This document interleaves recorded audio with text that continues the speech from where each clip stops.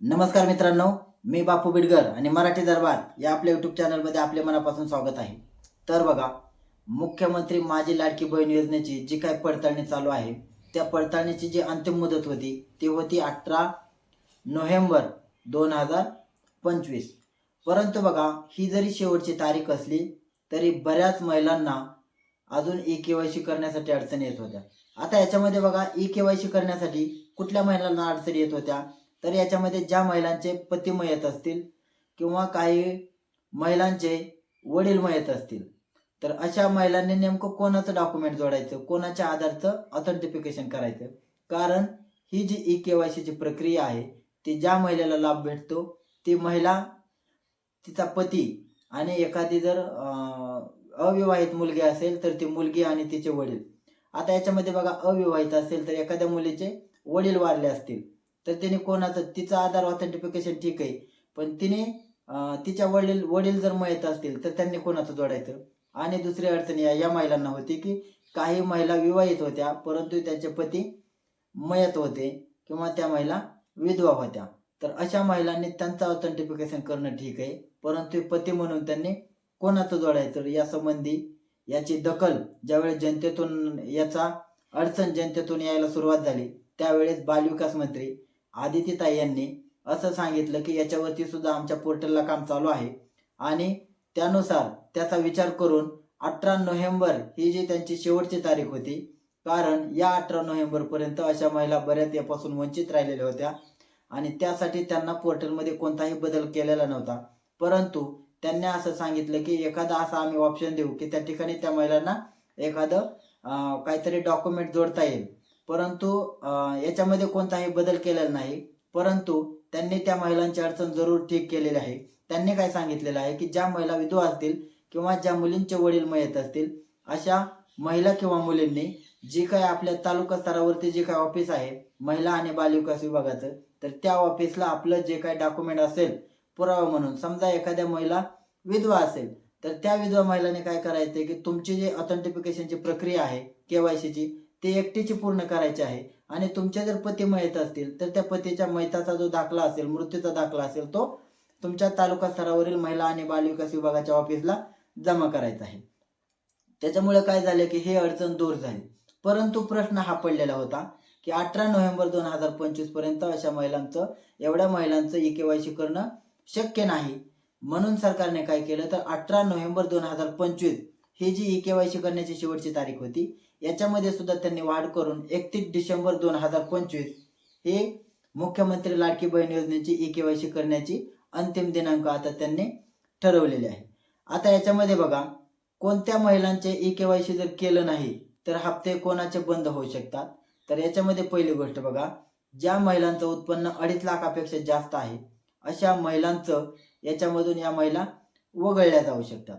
तसेच बघा, ई-के-वाय-सी केल्यानंतर काय होणार आहे की काही महिलांनी काय केलेलं आहे की एखाद्या महिलांचं जे ओरिजिनल आधार कार्ड आहे त्याच्यावरती वय 65 पेक्षा जास्त झालेलं आहे आणि काही महिलांचं काय झालंय की 18-21 पेक्षा कमी वय आहे, परंतु आधार कार्डमध्ये सुद्धा बऱ्याच महिलांनी अफरातफर केलेले आहे आणि अफरातफर करून आपला फॉर्म भरून तो मंजूर देखील करून हप्ता देखील मिळवलेला आहे.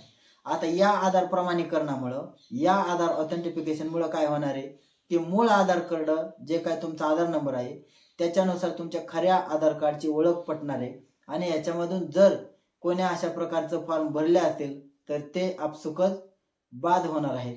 त्याच्यामुळे हे सुद्धा ई-के-वाय-सी मध्ये ज्या महिलांनी अशा प्रकारचं आधार कार्डमध्ये बदल करून जे काही फॉर्म भरले असतील चुकीच्या पद्धतीने अशा महिलांचे सुद्धा अर्ज बाद होणार आहेत.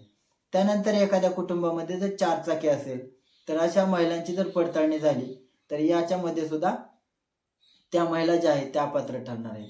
आता तुम्ही म्हणाल की आमच्या कुटुंबामध्ये 4 चाकी आहे तर ते यांना कसं माहिती, तर बघा, जे परिवहन विभाग असतं, जे आर-टी-ओ विभाग असतं, तो डाटा सुद्धा त्यांना देऊ शकतात. आणि राहिला प्रश्न कुटुंबाचा, तर कुटुंबाच्या बाबतीत जर काय डाटा असेल तर तो डाटा तुमचा जो काय आरसी नंबर असतो म्हणजे तुमचा रेशन कार्डचा जो काय क्रमांक असतो तर त्या क्रमांकावरून तुमचा जो पुरवठा विभागाचा डाटा असतो त्या या ठिकाणी या ऑथेंटिफिकेशनला करेक्शनसाठी हा घेतला जातो, पडताळणीसाठी घेतला जातो आणि त्यानुसार सर्व कुटुंबाची सुद्धा पडताळणी याच्यासाठी होऊ शकते. त्यानंतर बघा, एखाद्या घरामध्ये जर 2 पेक्षा अधिक महिला लाभ घेत असतील तर अशा महिला सुद्धा याच्यासाठी पडताळणीमध्ये अपात्र होऊ शकतात. काही महिलांचं काय झालेलं आहे, आता याच्यामध्ये शासनाची अट आहे, एक विवाहित आणि एक अविवाहित. आता विवाहित जर 2 महिला असतील तर त्यातील कोणत्याही एका महिलेचा लाभ बंद होऊ शकतो. त्यानंतर बघा, काही पुरुषांनी महिलांच्या नावाने सुद्धा अर्ज भरलेले आहेत. पडताळणीमध्ये याचे सुद्धा निष्पन्न होऊन अशा पुरुष असतील किंवा महिला असतील अशांचे सुद्धा अर्ज बाद होणार आहेत. त्यानंतर बघा, अजून दुसरी गोष्ट मध्ये काही महिलांना काय केलं की PM किसान आणि नमो शेतकरी महासन्मान योजनेचा सुद्धा लाभ भेटत आहे. अशा महिलांना अजूनही 1500 रुपये येत आहेत महिन्याला. आता खरं पाहिलं तर ज्या महिलांना PM किसान आणि नमो शेतकरी महासन्मान योजनेचा लाभ भेटतो अशा महिलांना महिन्याला फक्त 500 रुपये येतात, परंतु काही महिलांना 1500 रुपये येत असतात. याची पडताळणी झाल्यानंतर या सुद्धा महिलांना जे 1500 रुपये भेटतात ते आता 500 रुपये येऊ शकतात.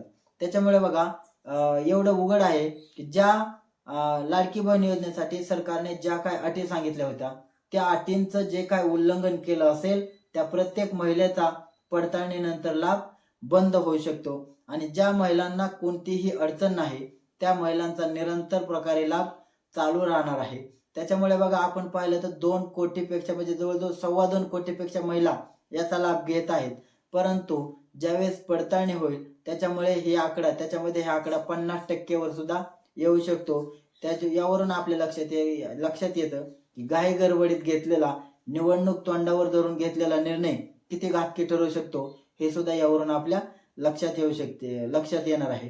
आता याचा कोणत्याही शासनाची ही योजना जरी चांगली असली तरी त्याचा लाभ सुद्धा पात्र महिलांनाच भेटला पाहिजे, पात्र लाभार्थ्यांनाच भेटला पाहिजे. चुकीच्या पद्धतीने अशा प्रकारे लाभ घेऊन जर शासनाची फसवणूक केलेली असेल तर तो सुद्धा एक प्रकारचा गुन्हाच आहे. त्याच्यामुळे बघा, शासन ताबडतोब जरी किंवा याच्यामध्ये गुन्हा दाखल करण्याचं किंवा चुकीच्या पद्धतीने लाभ घेण्याचं अजूनही शासनाच्या कोणत्याही मनात नाही, परंतु अशा महिलांचे हप्ते मात्र तात्काळ बंद होऊ शकतात. धन्यवाद.